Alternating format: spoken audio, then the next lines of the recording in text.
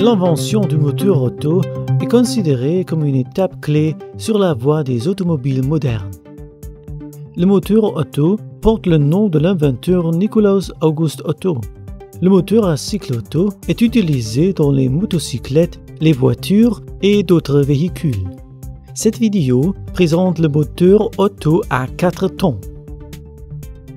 Ce moteur est constitué d'un cylindre dans lequel se trouve un piston coulissant du haut vers le bas. Le point le plus haut que le piston peut atteindre est appelé point mort haut. Le point le plus bas qu'il peut atteindre est le point mort bas. La cylindrée d'un moteur est la distance parcourue par le piston. Le piston est relié au vilebrequin par l'intermédiaire de la bielle. Le vilebrequin transmet le mouvement de rotation à la boîte de vitesse qui entraîne les 4 ou 2 roues du véhicule. 2 arbres à cames se trouvent au-dessus du cylindre. Les arbres à cames actionnent les soupapes d'admission et d'échappement.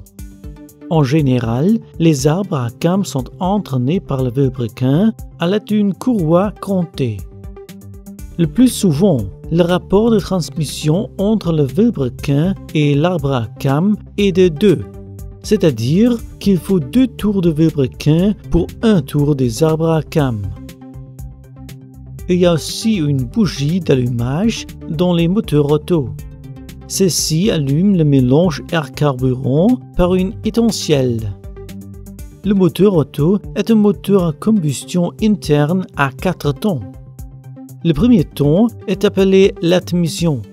La soupape d'admission s'ouvre, le piston descend et aspire le mélange air-carburant dans la chambre de combustion. Pendant le deuxième temps, la soupape d'admission se ferme et le piston comprime le mélange air-carburant. Plus le taux de compression est élevé, plus ce mélange air-carburant va générer de la puissance. Mais attention! Une forte compression du mélange provoque le phénomène d'auto-allumage du mélange dans le cylindre. Le troisième temps est la combustion du mélange. C'est à ce moment que le mélange air-carburant s'enflamme et de la chaleur est produite. La chaleur dégagée pousse le piston violemment vers le bas. Le quatrième temps est l'échappement des gaz brûlés. Le piston pousse les gaz brûlés en remontant par la soupape d'échappement ouverte. Le vilebrequin transmet le mouvement de rotation à la boîte de vitesse et le véhicule se déplace.